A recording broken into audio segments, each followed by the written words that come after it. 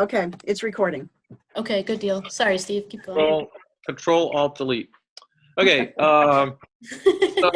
we are in a small city in upstate New York, part of the New York Capital Region, which includes Schenectady, Albany, and Troy. The Sanctuary for Independent Media is a project of Media Alliance, which has been around since about 1980. Started out to help independent video makers in the very early days of community media, community video, when the first prosumer equipment came out, those famous Portapacks, which were so portable it required two people to move them around. But there was a lot of activity in upstate New York around independent television, and that was the roots of the Media Alliance. It's kind of morphed since then into an organization based in Troy. We run a media center, community media center called the Sanctuary for Independent Media in an old church. And we also have a bunch of other stuff that we do. This is kind of an overview of our block, and we have a lot of different stuff that we do that's related to our location. We're about a block from the Hudson River, the very northern tip of the Hudson River estuary, which means the river's tidal all the way up to Troy, which is 180 miles north of New York City. And it's also the starting point of the Erie Canal. So there was a huge amount of economic activity 100 years ago in Troy, much of which has ceased, as is the case with much of the upstate New York. The canal towns include Troy, Syracuse, Rochester, and Buffalo, all of which have seen better days. So we have a bunch of different initiatives. We have our Low Power FM, which we started back in 2015. We have an online video channel where we document all of our events. We have an environmental education center, kitchen, youth program, outdoor performance venue, summer youth program, and gardening initiative. It's a little bit like a microcosm of Detroit, where we have about 8 buildings and lots on one block in North Troy. And our organizing principle is art, science, media. The idea is that art under attack in Washington, science under attack in Washington, media under attack in Washington. That's where we want to be.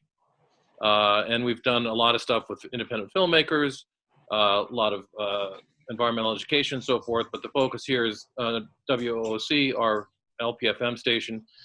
We started out running automated with a reggae and world music format, which was a niche that nobody else was filling in our area, and it seems unlikely that anyone will. And we're running automated for a while until we were able to get organized to start our daily news show. It's every weekday from 6 to 7 live, and it's repeated the next morning at 7 and 9 a.m. The idea was to focus all of the station resources into one 1-hour a day show, as opposed to trying to flesh out an entire program schedule with live DJs. So we decided that we would have this world music format, except during drive time, and drive time is sort of a greatest hits of the affiliates program syndicated shows. We run Democracy Now! 3 times a day, and a lot of other shows that I'm sure many of you run as well. And when we decided to get into doing more local programming, we decided to do it with our local news show, the Hudson Mohawk Magazine.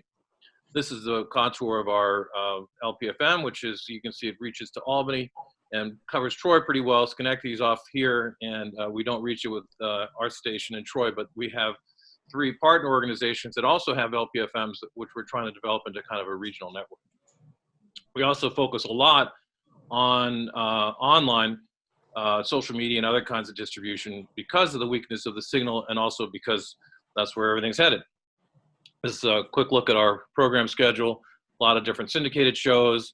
Our middays are world music, and then evening Democracy Now! And our Hudson Mohawk Magazine. This is sort of the nuts and bolts of the show. We have a Google document that's a production calendar, and you can see that there's each day of the week is listed here, and kind of shows the framework of the show. There's two co-hosts every day, and an engineer, and there's room for a headlines editor and some other assistants that we started out with but really don't use too much anymore. And then there's 5 segments a day in each show. The show's an hour long. Each segment is about 10 minutes. So that gives us 50 minutes of content and room for the hosts to have host patter and so forth. All the people who are on the air are volunteers. We started out with really very little staff support for the show. We meet once a week on Monday evenings at 7:07, and we start with a blank calendar, and by the end of the production meeting, this is all filled out, and people have taken responsibility for various aspects of the show.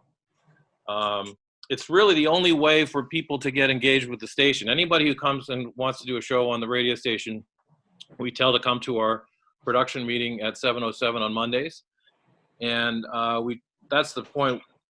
That's really the only time when we have a all station meeting. So that's the most exciting time to be around the sanctuary, and people can get involved right away.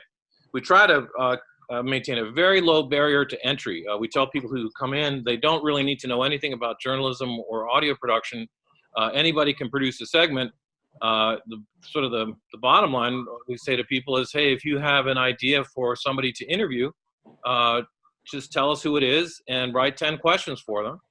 And you could either come in and interview them yourself live on the air, or you could give the questions to one of our hosts and they'll ask the questions live on the air, or they'll do a phone interview, or you can pre-produce it. So really almost anybody can participate. Our goal is to get train experienced journalists who can do packages, but the reality of it is that it takes so long to do a package that on an all-volunteer basis, it's even after 2 years, more than 2 years, very few of our producers do that. Almost all of our segments are interviews with interesting people about interesting things going on around the region. We try to focus very heavily on local content, either local people, local news stories, or national and international stories that have a local, some sort of local interest, to sort of combat the problems with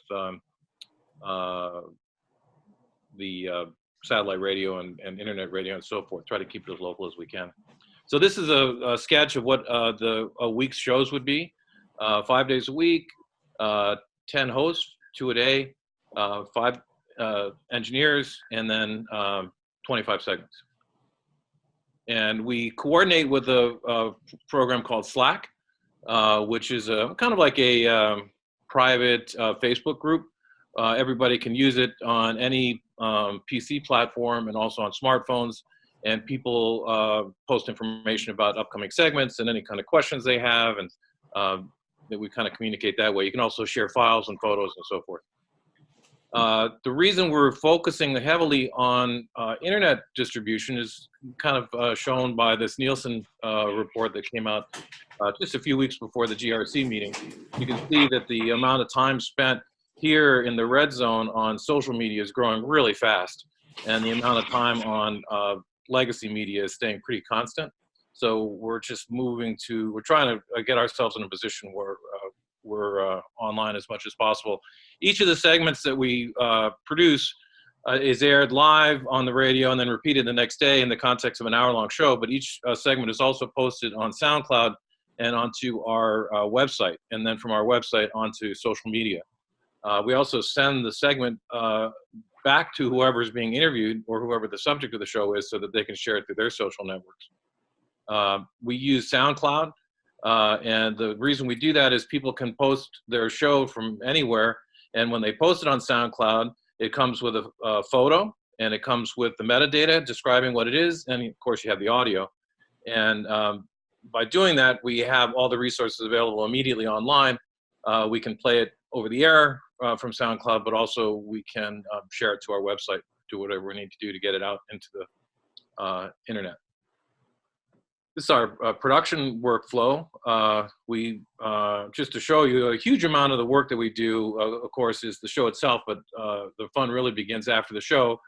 You have to, we record the show, make sure that any live hosts, any interviewees are photographed, and we post the photos, so those are available.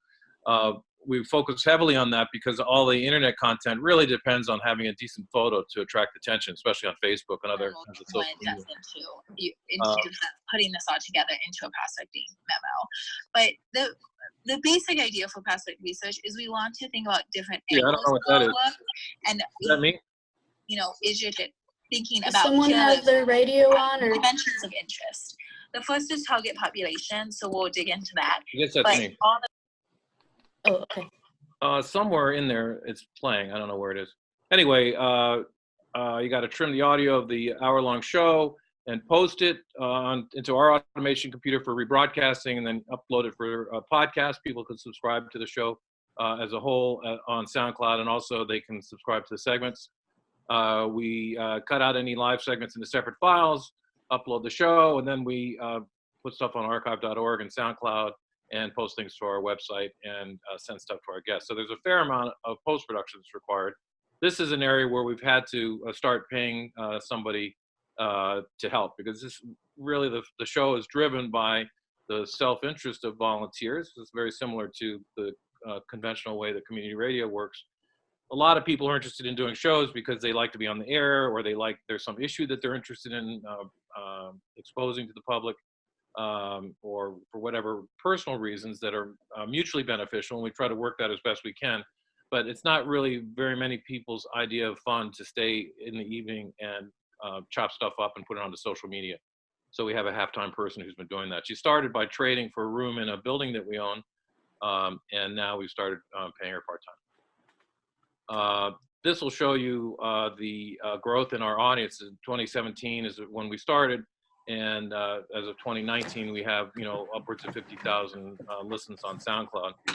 So the audience for it has grown pretty quickly. Still not a huge audience. The population of Troy is about 50,000. So still marginal. Hard to measure all the listenership though between the broadcast and the podcast and the social media and so forth. Kids from our youth media program.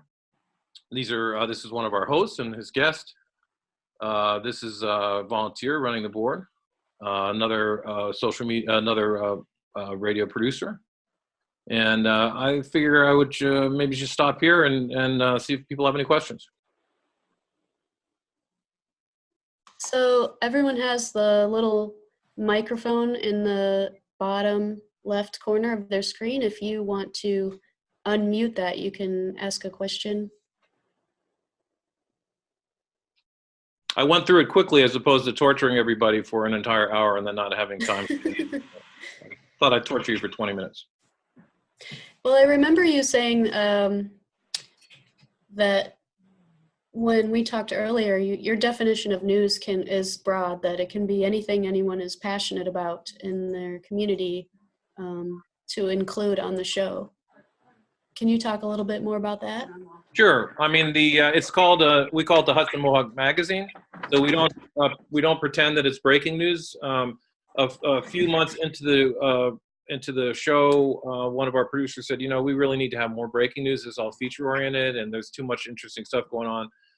We should have a breaking. He wanted to start a breaking news hour that preceded our hour magazine. And I told him what I tell everybody who comes up with a new program idea: we don't want to start a new program. Why don't you put your idea into a 10-minute format, and we'll include it as one of the 5 segments a night. So you can have 5 nights a week, 10 minutes to do breaking news. And if that's successful, you can spin it off into an hour. And what he found is pretty much what I predicted he'd find. It's very difficult to do 10 minutes a day of breaking news, much less an hour. And so we've struggled a little bit to keep the breaking news format going. But most nights we do have a 10-minute breaking news story about something happening in the capital region. And then the rest of the segments really vary. Some of it is, we just did a huge amount of election coverage for the local elections. We're the only outlet that covered all the candidates. We also had news analysis about the ballot access in New York State, which makes it easier for people to steal ballot lines. There's a lot of voter suppression and so forth, but also interviews with people about events that are coming up, or about musical performances or whatever. So there's quite a variety. And we've gotten good feedback on it. It's, the organizing principle is really almost anyone could be interesting for 10 minutes to almost everyone. And so we try to keep it to 10 minutes because of that. And so, we figure if you're listening to the radio and it's somebody you're not terribly interested in, you figure if you know that it's only gonna be 10 minutes, you'll stick around and see what comes next. There's quite a variety of stuff on. The other thing is we've tried to design it in a way that minimizes the amount of post-production that's required. It's just not realistic to think that volunteers are going to spend a huge amount of time working on segments on a volunteer basis. When I was a freelancer for NPR, and I would spend a couple of weeks working on a 5-minute piece, but I was getting paid, a couple $100 at the time. So it was worth it for me. It's really hard to get people to do that on a volunteer basis consistently. So 10 minutes, we started doing 15-minute segments. Those were really too long, and there wasn't enough time for enough segments in a show. So cutting back to 5 10-minute segments instead of 4 15-minute segments really has worked for us. And we find it's much easier. We try to tell people, listen, if you're going to do a 10-minute segment, try to take 10 minutes and 30 seconds to do it. Don't record an hour and a half and plan to cut it down to 10 minutes, because then you're going to be working on it for weeks. So try to do it in 10 minutes. And we find that it's pretty easy to do a 10-minute interview in 10 minutes. When you start doing shorter interview segments, you end up having to edit, because it's very difficult to do a precision short length interview. So anyway, we do a combination of hard news and public affairs and features. And you were saying too that people can join as a volunteer for the news program. They don't have to do interviews. They can also do editing or other things, research or whatever that needs done. Well, there's an enormous amount of work to do. We have people who do volunteer to engineer for the show, for the live show.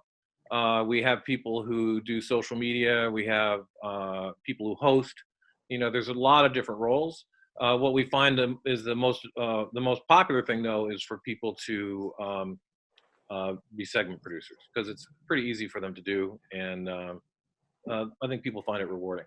There's got to be something in it for the volunteers, and I think there's somebody came into us actually about a month ago and said that she used to be a volunteer at WBAI and she's interested in housing issues. And she was on the air the next day with an interview about some local housing issues, and she's started hosting with us and now proposed doing a program on housing issues we do 2 presenting seasons at our venue, the Sanctuary for Independent Media. So she's interested in doing a live event that's based on housing. So she was drawn very quickly into the whole kind of milieu that we have. Because she had, she was knowledgeable already about housing. She had stuff to say that she didn't have an outlet for, and has been very excited about working with us. And so I think there's a lot of different ways that people can get involved. The challenge is volunteer retention. We've had a number of people who have been involved for over 2 years, but also a lot of people come and go.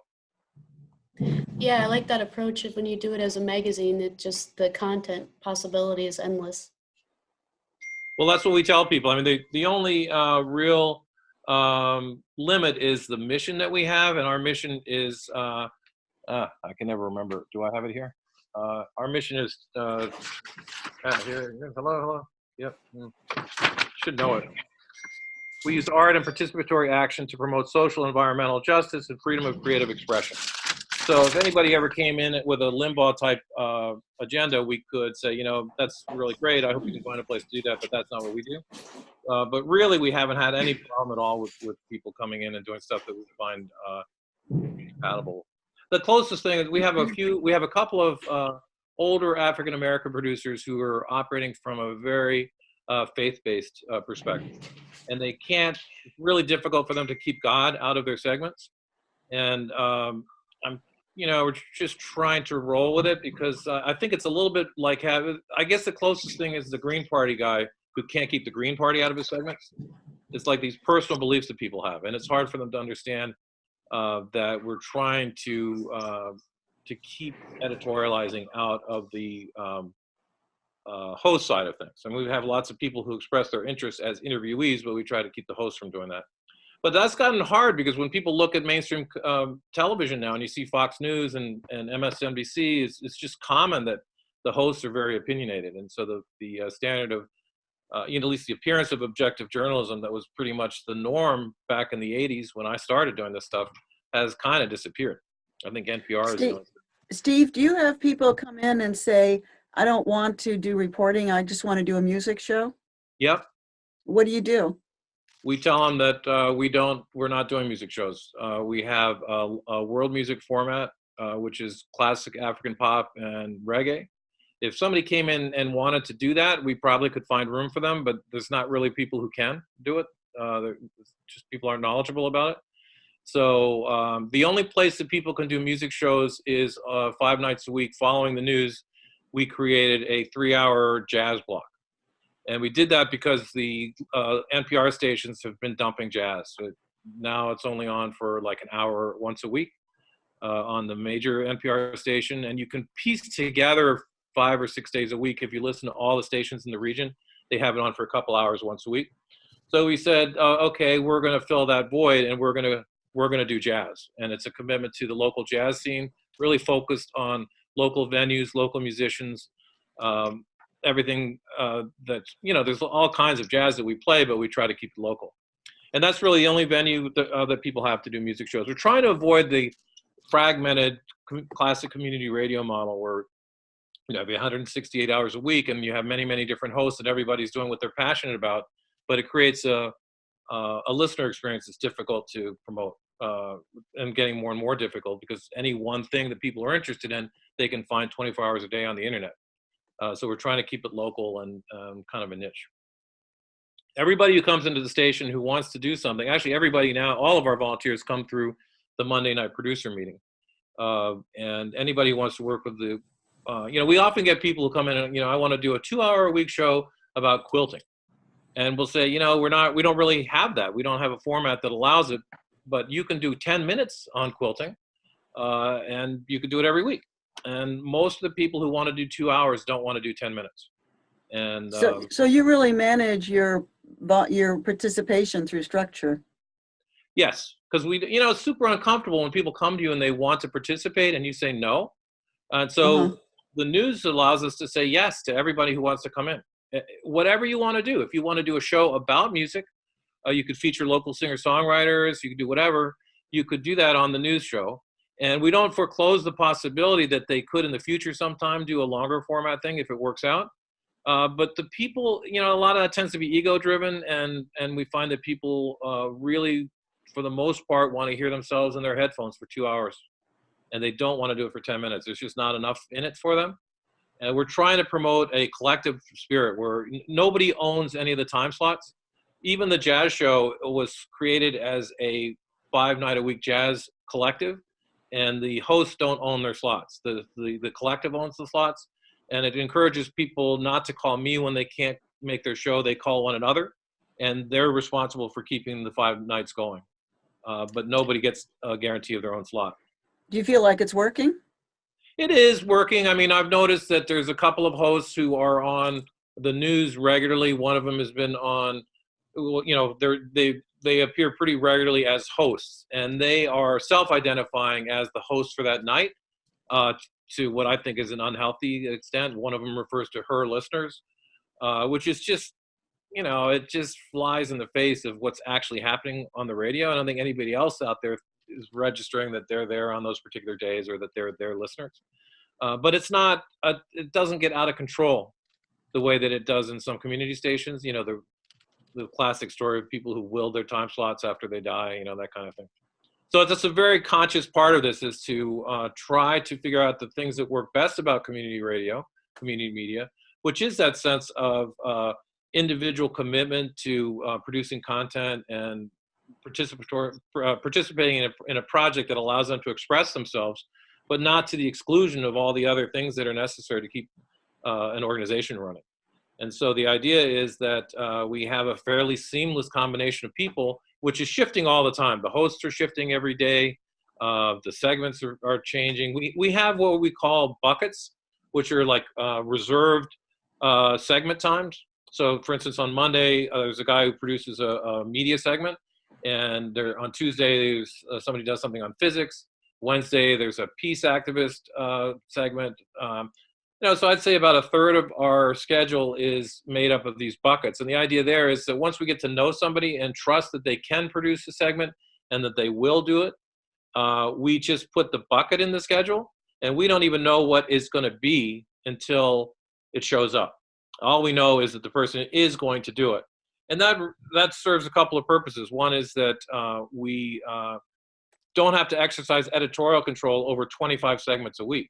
We can basically delegate responsibility for developing the content for 10 of those segments to producers we trust. that gives them the stability of knowing that there's going to be time for their segment every week because it's reserved, and gives us the knowledge that they're going to do it and it's going to be good. So, but the combination, we have kind of a loose structure that really depends on the combination of regular producers and open time slots, open segment slots, where we can put stuff for new producers and breaking news. And it's generally worked out pretty well. You know, we lurch from week to week between having too much content and not enough content, but it generally works out okay. Some sort of stasis that we've got to. I'm just Stephanie, going we to have take a minute. What? I think you're going to do what go ahead. Oh, I just saw some people asking about wanting a copy of the slides. So I want everyone to know that we're going to post it on pacificanetwork.org. You can see it on the homepage. There's a spot for roundtable discussions. If you check there, there's a couple there already uploaded if you want to check out other presentations.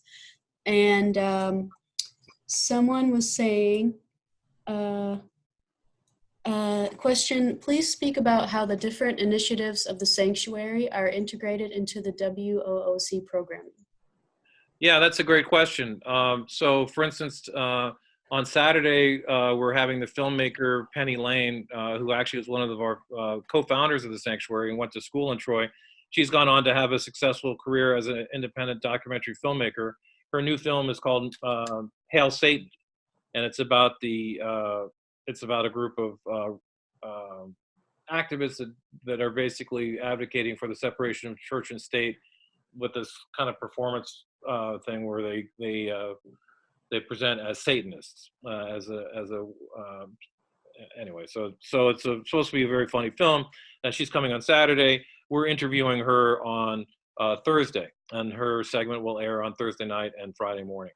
So everything that we do at the sanctuary, we try to do interviews so that we're promoting them, and then it goes on the web and we put it on Facebook and so forth.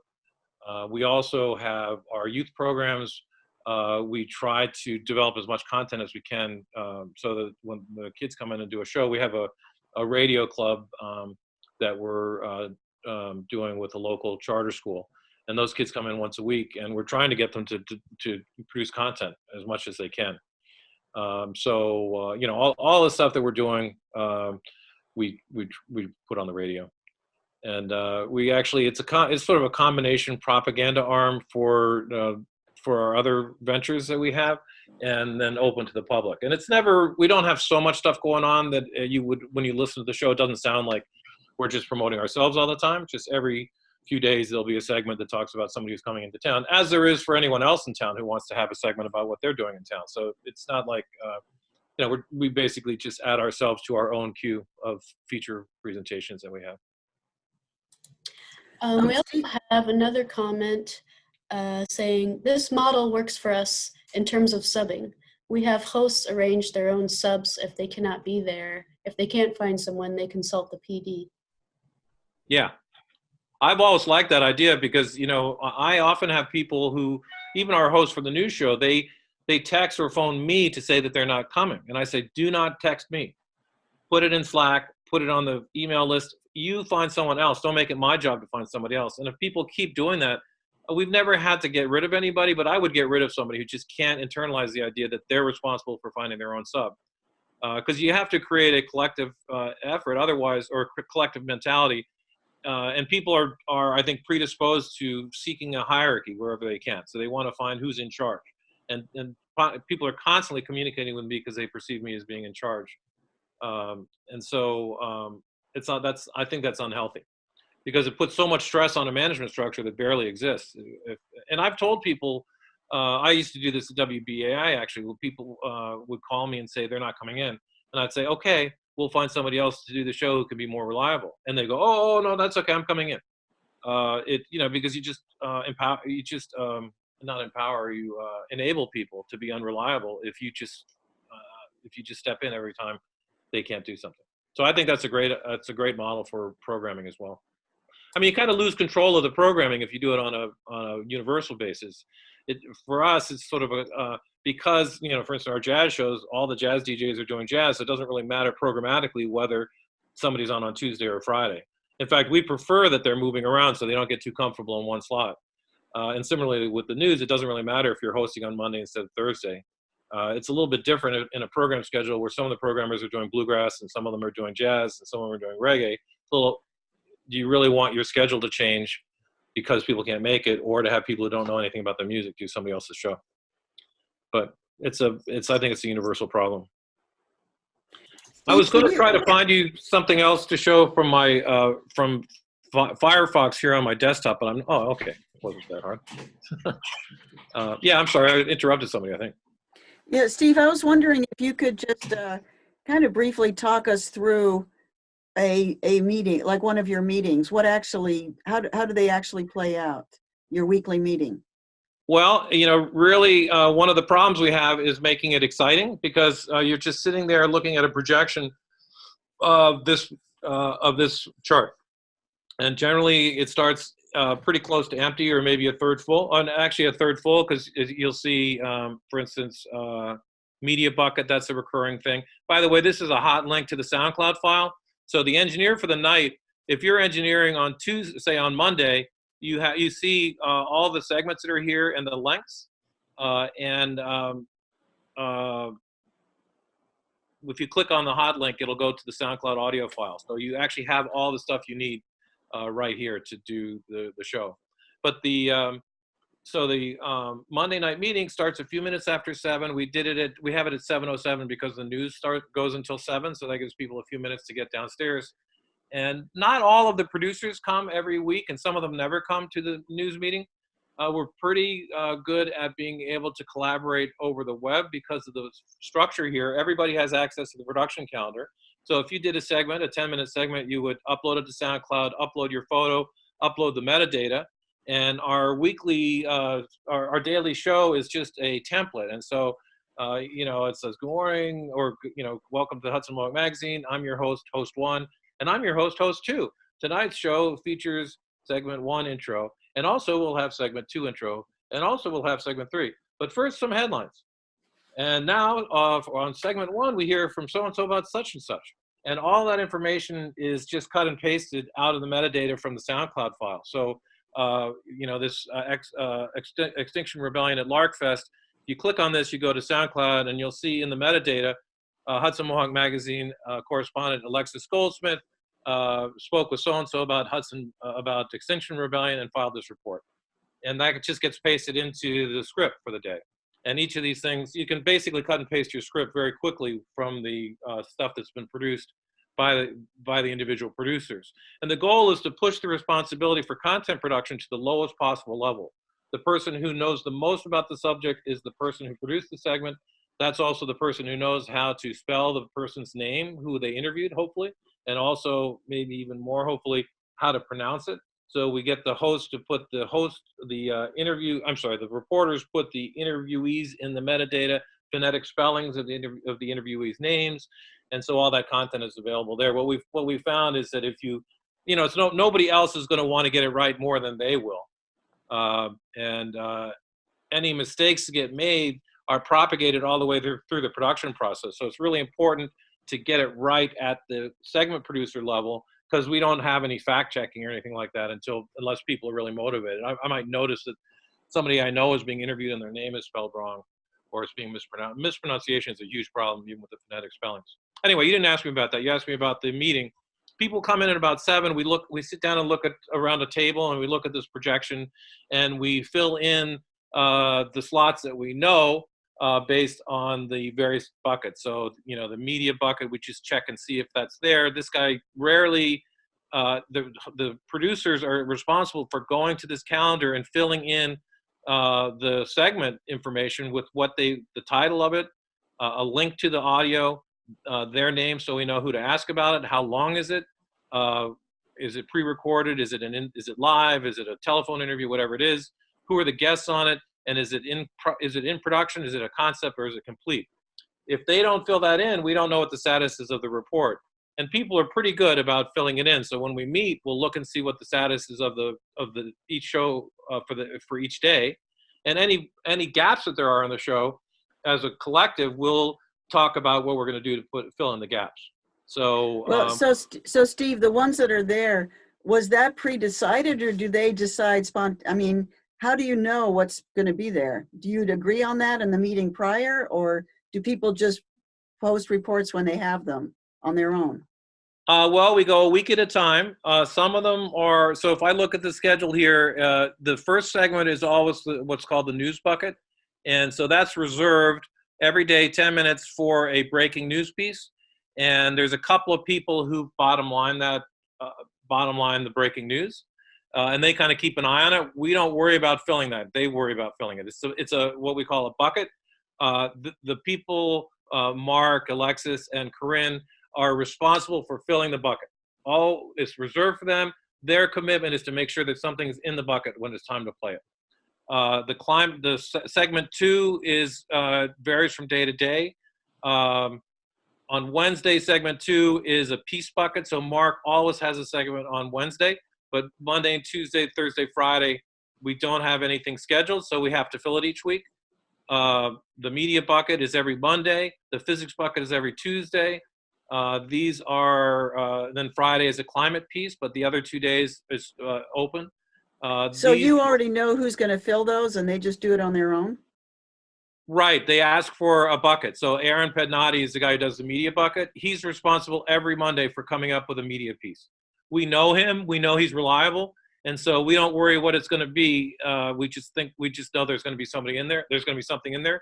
On Monday, at Monday's meeting, so sometimes on the day of the show, there isn't anything in the schedule, and there's a little bit of a scramble. Did Aaron file his piece? And Aaron is actually very reliable about getting it in, but not reliable about letting us know what the segment is. So there's often some panic. Did Aaron get his piece in? What is it going to be? Because he didn't fill out the schedule. But generally, he's very reliable. He called me last week and told me that he teaches at Skidmore College. Things are getting really busy for him. He said he can't do any more media buckets until December. He told me that. He didn't post it to Slack. He told me personally, and I forgot. And so yesterday they said, where's the media bucket? And I said, shit, I forgot. Aaron called me and told me that he can't do any in November. And so we scrambled to find something to fill it in. Actually, it was posted on Slack. I can't figure out how to get to show something else on the screen. Let me just, can you see that, Slack? I guess you're probably looking at that now. Yeah, we can see it. Yeah, it looks like a. So, here, I see Alexis says, hey, Aaron, is there a media bucket tonight? It's 4:30 on Monday. The show starts at 6. And they were looking for his media bucket. There's my reply. Oops. Aaron told me he has to take a break till December. I forgot. And so I don't know what they did instead. I don't remember. But some other piece that was scheduled for later in the week got pushed forward. If you, this is our actual, is this the live one? Let's see. Sorry, this is my first time doing this.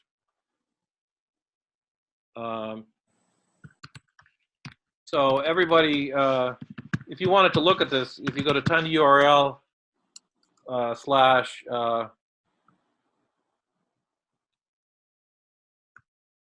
HMM production.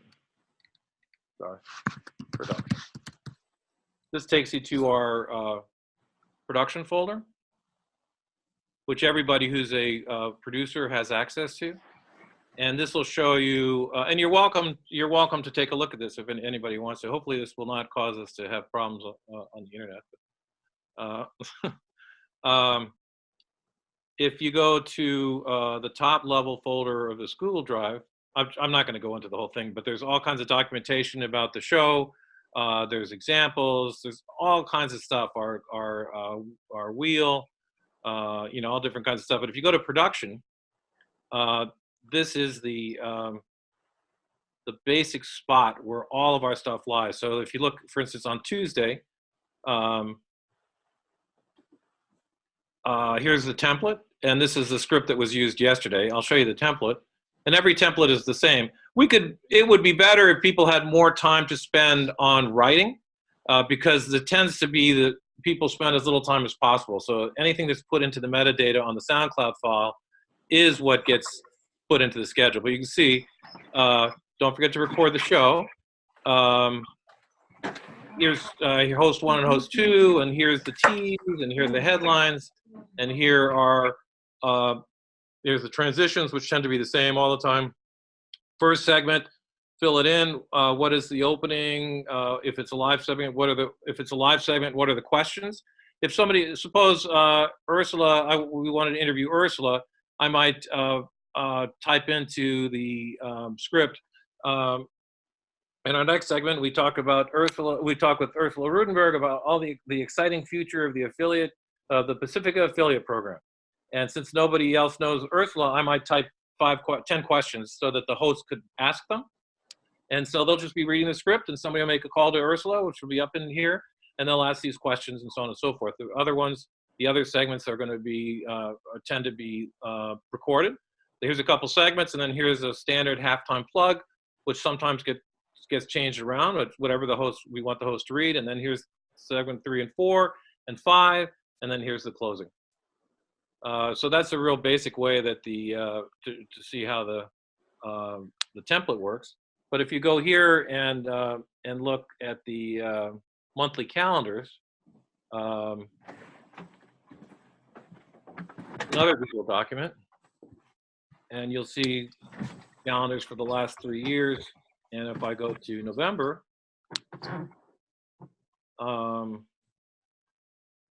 you'll see that so this is in a second, this is a tab for the first week of November, and it's still loading. There's going to be tabs for all the weeks here.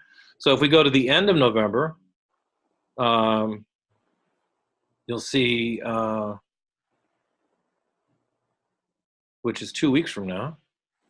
This is what it looks like on Mondays. It's there's a couple of hosts are filled in because they're regulars, but we're missing a co-host on Mondays and Tuesdays. There has to be what's called a strong host each day. Somebody needs to know how to write the script because the host is responsible for bottom lining the script, and it has to be one person. We do as much as we can collectively up to that point, but then the likelihood that people are going to be online and accessible at a given moment in the day is variable. So Monday. So do you have like a roster of people who can be the hosts? Yeah. And so we'll put on Slack anybody available to host. On Thursday, I can't do it.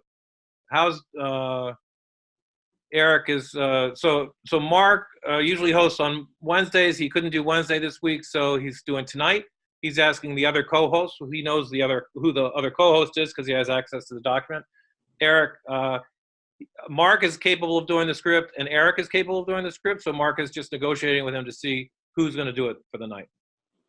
What kind of help do you need? We're looking at the general channel on Slack. So it's like basically like Facebook. You're seeing a chat window. Our housing producer that I was describing to you, who came from WBAI, had said she wanted to do a housing event that the Community Foundation was hosting, but they're not allowing recording. So she's letting us know that she won't be able to do the segment. If you go to the photo channel, these are photos that are posted of the hosts, of the guests. Each time somebody gets interviewed, there's an interview photo posted, and that gets pushed to SoundCloud.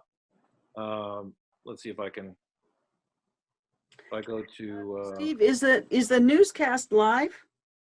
It's live at 6, and then repeated 6 p.m., and then repeated the next day at 7 a.m. and 9 a.m. So you record it while it goes on live, and then what goes on social media is the whole newscast or the segments? Well, everything goes on SoundCloud, so people who are in the know can subscribe through iTunes to the SoundCloud feed. Let's see, if I go here,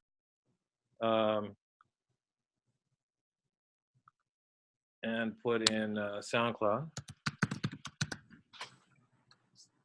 This is where, as I was saying, everybody who posts their stories post to SoundCloud.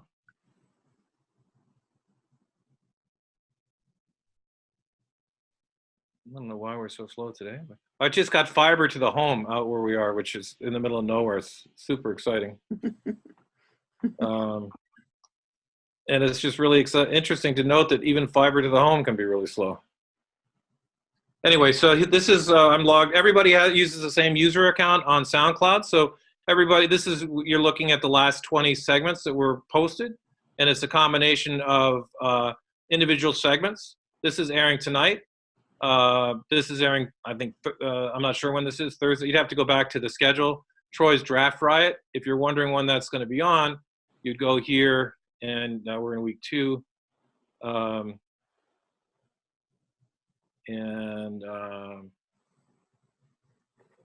sure. Here's Troy's Draft Riot, part 1.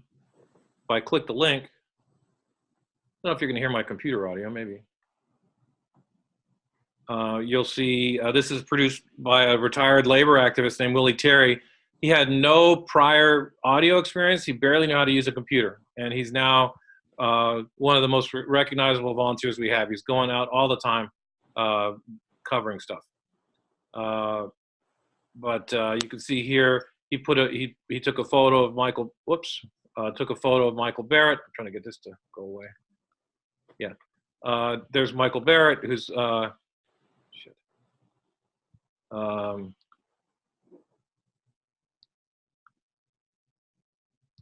Troy's bike draft, right? Yeah. There's the photo of him that'll go on social media. This is the metadata, and he writes it as the script intro. Here's the audio, and you know, just. Now, that was a sign. I mean, pictures you had jobs. You know, jobs. So people who are people can subscribe to SoundCloud, to our SoundCloud feed on iTunes, and they get access to the individual segments, and they also get access to the actual show, the full show that's produced. So during your meeting, I'll just play this for a second. Hello, Capital Region.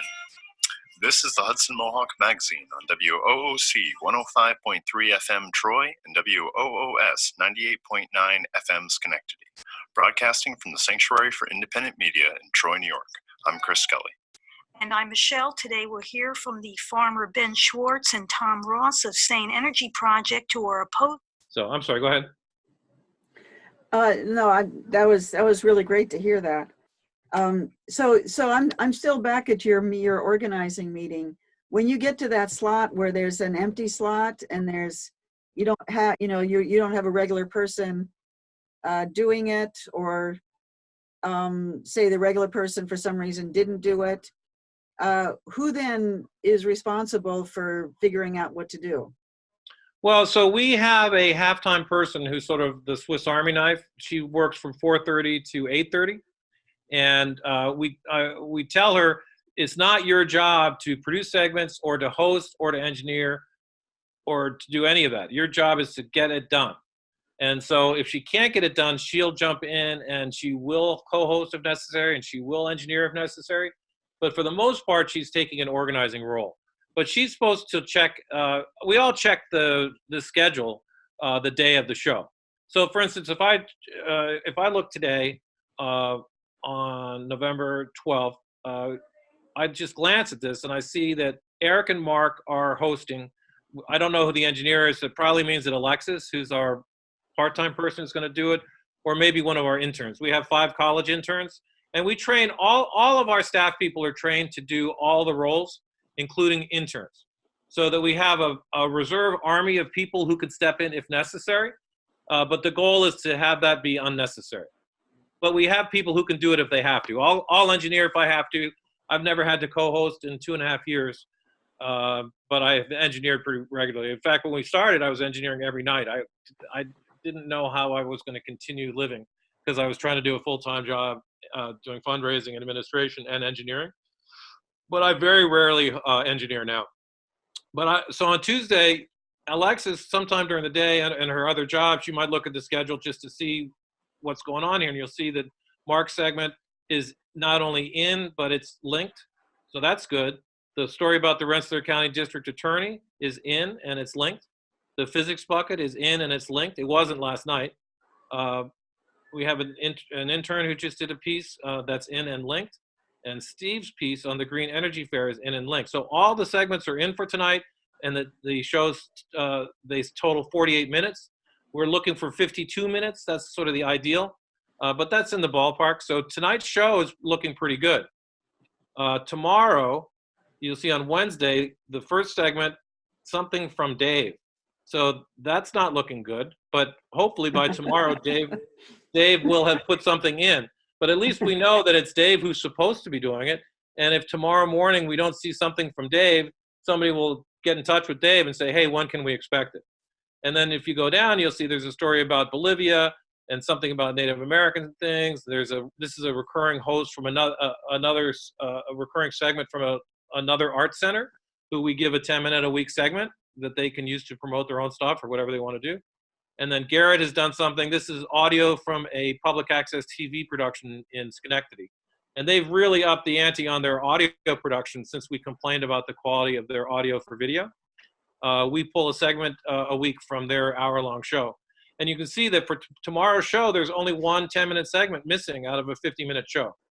And if you look at Thursday, there's something about climate that Mark is doing. He's very reliable. I'm sure that'll show up, but for right now, it's just listed as pre-recorded. These are the choices: pre-recorded, live, studio interview, phone interview, other. We don't know who the guests are going to be. It's in production, which is better than concept, but not as good as complete. The next one, this guy is very reliable, but has not been good about linking his segment. So we end up having to scramble on SoundCloud looking for his segment because he's not computer literate really, so it's hard for him to do it. But I could right now go to SoundCloud and look for Dr. Miller Green Tech Part 2 and link it for him.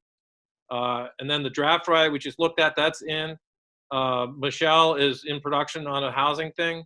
And Hail Satan, the segment that I described that promotes the show that we're doing on Saturday, is in production too. But by tomorrow, all these things will be done, I'm pretty sure. And then Friday, the further out you get, the more stuff that's not finished. There's a concept here. We don't have any idea what this is. We're hoping that something from Paul is coming in, and Mark is bottom lining it if Paul doesn't do it. There's a little bit of an audit trail here. We're trying to remember what was decided at the Monday meeting. It's like, oh yeah, Mark said Paul was doing this and that he would get us something if Paul doesn't. Livonia is the host and comes up with a regular segment every Friday while she's hosting. Here's part 2 of the draft riot. We have an open segment here on Friday, nothing planned. And there's a story about the sex cult Nexium, which is a local story. We're having an event about that on Monday with the journalist Chet Harden. That hasn't been produced yet because the interview hasn't happened. So you'll see that things are all set for today. A little bit more firm for tomorrow, but not completely set. But Friday, there's actually still an open slot and a bunch of stuff's not produced. But at least we know the status of it all. And if we need to, if this fourth segment on Friday doesn't show up, I just flip to the next week's segments. And so there's a piece about student government at Hudson Valley Community College. If necessary, it's not timely, so we can pull it back to Friday if we need to, pull it up to Friday, or we can move the segment on. This one's not finished yet, but this one is. Part 2 of the story about the district attorney. If we still have a hole on Friday, we can pull something forward from next week. And you can see that Monday's show, we know who the hosts are and the engineer. There's no news bucket yet, but that's okay because it's supposed to be breaking news. As long as the people who produce the news bucket are committed to making sure that something is on, we don't worry about it. Something will be there. And so far we have segment 2, segment 3, segment 4, and segment 5 is open on Monday. So that's pretty good. We've got almost a full week, and all we need to worry about for next Monday is a news bucket, which somebody else is going to do, and segment 5. And chances are that something else is going to happen between now and Monday, so we don't worry about it. But then you go to Tuesday. We plan our show Monday to Monday, so we planned Monday yesterday. This Monday, a week from yesterday, was planned at our meeting last night. But here you see the following week, there's almost nothing in here because this is not going to get planned until next Monday. We'll fill in the rest of the hosts. We'll fill in as many of the segments as we have, but you can see there's a lot of holes. And the further out you go 3 weeks out, oh my God, the only thing we know is the buckets. A recurring media thing, a recurring peace thing, there's a recurring entrepreneurship thing, a recurring labor thing, a recurring physics thing. Women in STEM is something that one of our interns is doing, which is short term, just for the semester, but it is recurring. And then here's the Caller Works Radio. And you can see we don't know anything about these segments. We don't know how long they are. We don't know anything about them. We don't know who the hosts are. We don't know anything. All we know is that these people have committed to doing these segments. And we Steve, trust. how do you make sure that the quality is good enough to go on the air? Audio quality or Well, video? no, the reporting quality, both. Well, we've been lucky. That's awesome. I mean, first of all, our standards are realistic, considering what we have to work with. It's not, one thing we insist on is decent tech quality, which we don't always get, but we've got good studio equipment. We've got SM7s in the studios. We've got decent audio arts boards. Our control rooms are pretty good. We have good telephone interfaces. So when people do a shitty phone interview using phone stuff at home, kind of half-ass stuff, I talk to them. I say, listen, I say to them often, there are enough reasons already for people not to listen to the radio. Let's not give them more. And so if you're going to do a phone interview, you got to come into the station to do it, because there really aren't viable home solutions for phone interviews that sound good. We have 10 Zoom H1 mics that we bought, and we've given anybody who commits to doing one segment a week gets a loan of a Zoom recorder. And when they decide not to do it anymore, they're supposed to give back the Zoom recorder. So, we teach them how to use it so that they don't get popping peas and they have it close enough to people's mouths and that kind of stuff. So the technical quality is pretty good. It's variable over the course of an hour, but you're not going to get 5 segments with bad tech quality. You might get 1. And that's really only because the person's new.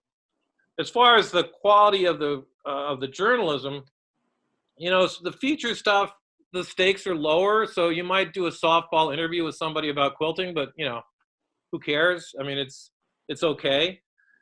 We just had a thing where a producer interviewed a friend about a fundraising organization that he has where he solicits money to help kids in the Caribbean buy school supplies.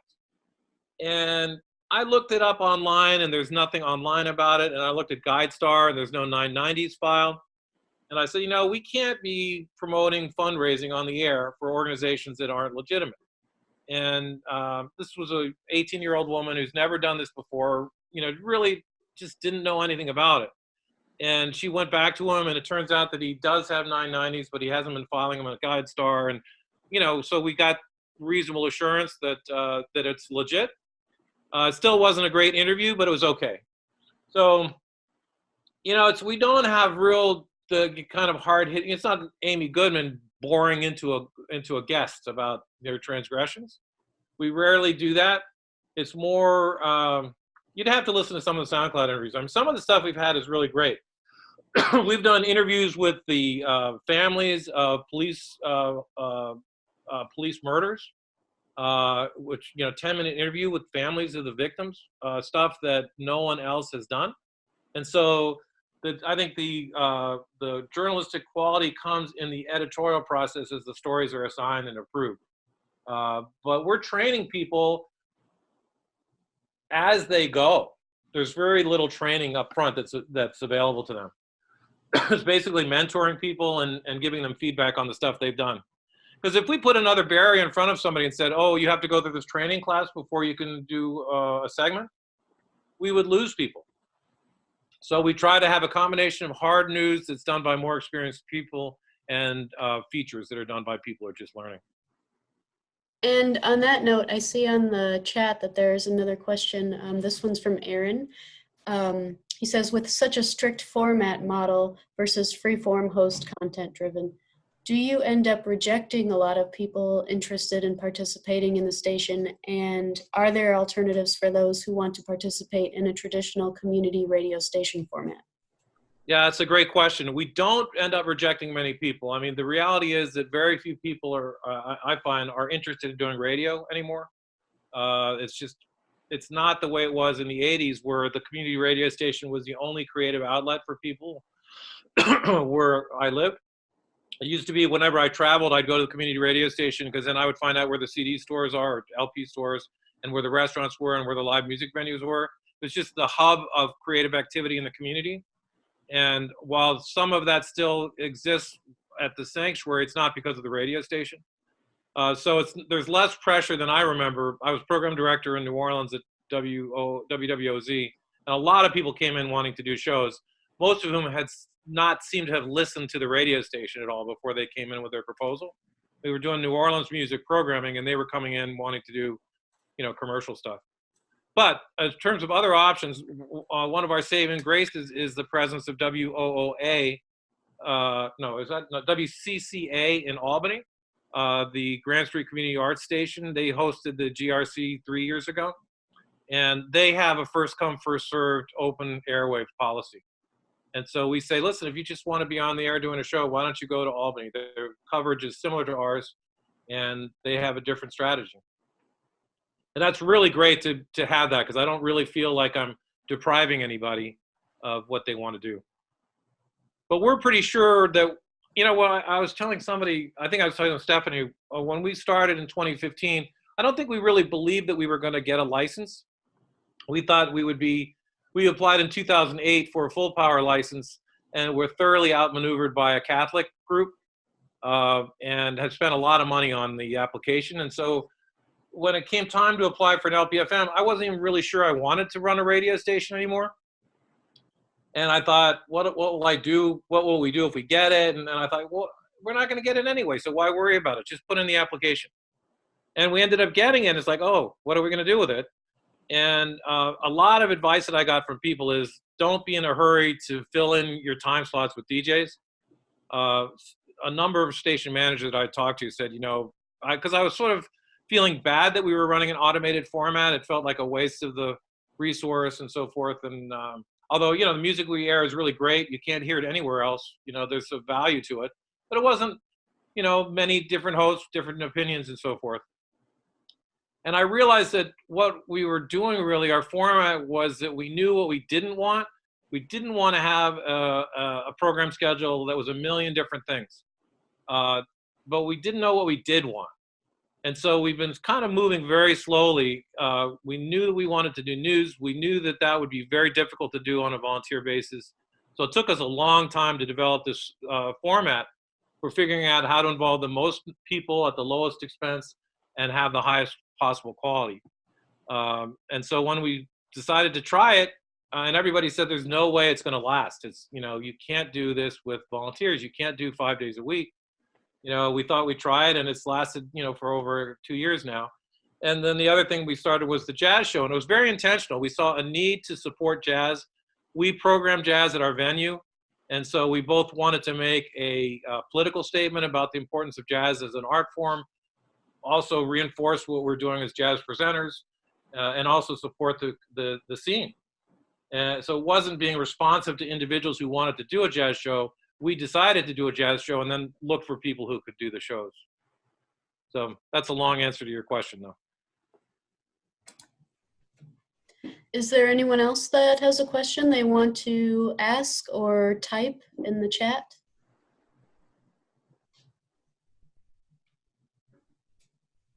Going once? It looks like it might be all the questions. Okay, well, thanks so much for enabling my Blovation. Yeah, thank you so much. You guys have obviously put a lot of work into this model, and I could hear about it forever. It's really interesting. And if anyone else decides to take it on, please let us know how it's going. Yeah, feel free to call. I mean, it's not a one-size-fits-all model. It's just very specific to our circumstances on the ground here. So I don't promote it as a model that everybody can do. But there might be some aspects of it that are useful.